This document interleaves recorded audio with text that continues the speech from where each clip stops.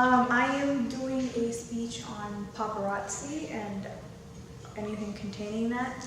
So I decided to choose paparazzi because it seemed like a mighty fine kind of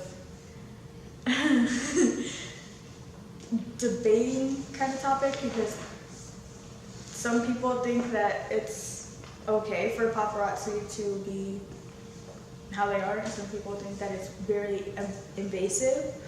So the first thing I was going to talk about was their history. The history was that someone named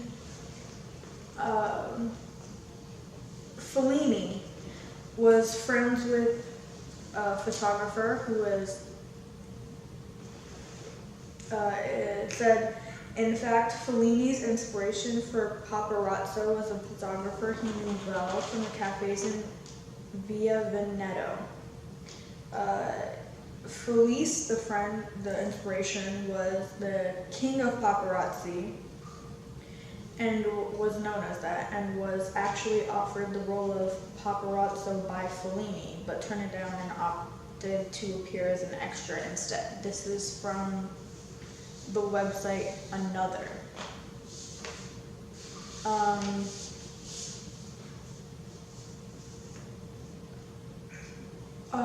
Okay, so really it started where they started to take invasive photographs.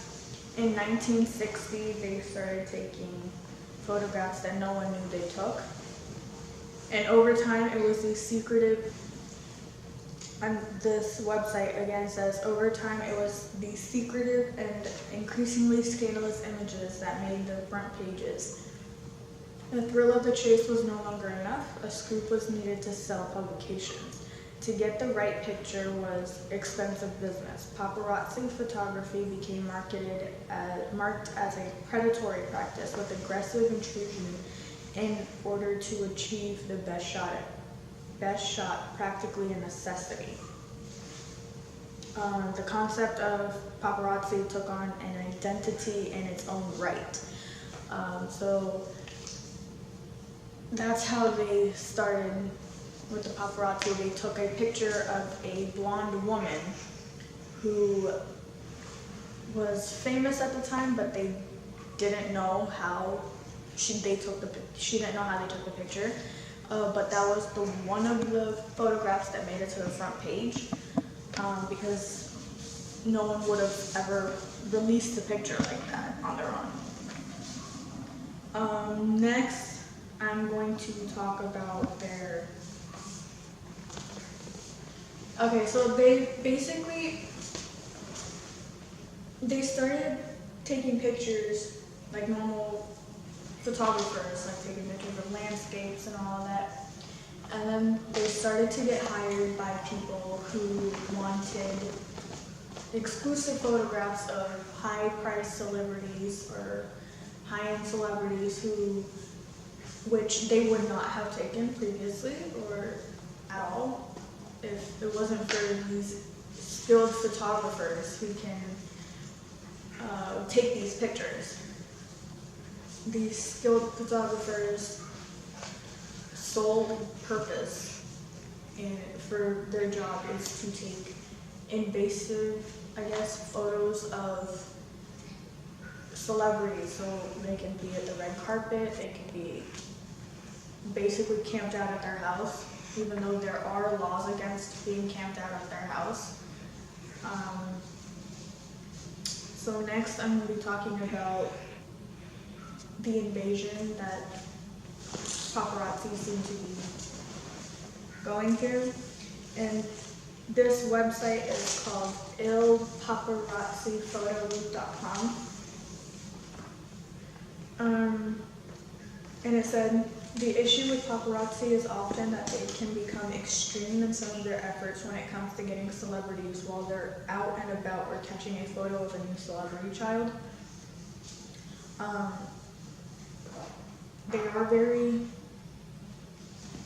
They can be very harmful to anybody because they will do whatever it takes to get the picture that they want.